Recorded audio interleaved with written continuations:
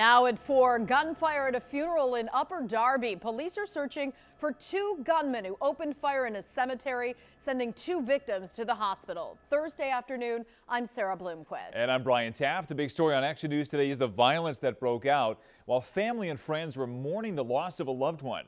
Action News reporter Katie Catro live now at Friends Cemetery. They're in Upper Darby with what we know right now, Katie.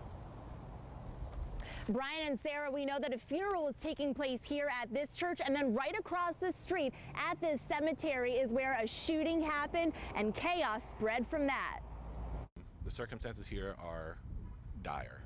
Just before noon in Upper Darby, a barrage of bullets start flying into a crowd gathered for a burial for a shooting victim. A man in his 20s gunned down in Philadelphia about 3 days ago, according to police, who say today's gunfire happened as a result of that shooting. Chopper 6 shows us there is only one exit out of Friends Cemetery, and from down below you can see the damage to cars as people tried to escape.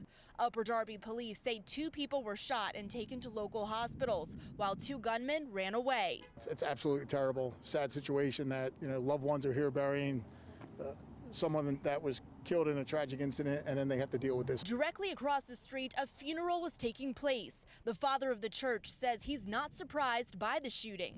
He says many burials have been for shooting victims, and with tensions already running high, he fears for his congregation's safety. There is an unwillingness from the cemetery across the street to ever bring any police presence for what are essentially gang funerals.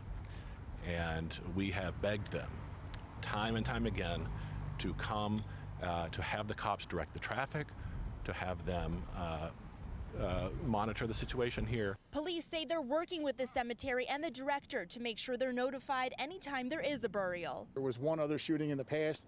No one was hit in that one. This is the first shooting where someone was actually hit. And Brian, see this bullet hole here? This is from another shooting that happened after people came out of a burial at the cemetery. In the meantime, those 2 victims are in the hospital recovering. One is in surgery. The other suffered a grain shot wound to the face. Police are still looking for those 2 shooters out on the loose, but they do have surveillance video that they're looking through. Live in Upper Darby, Katie Catro, Channel 6 Action News. Brian? Okay, Katie, thank you.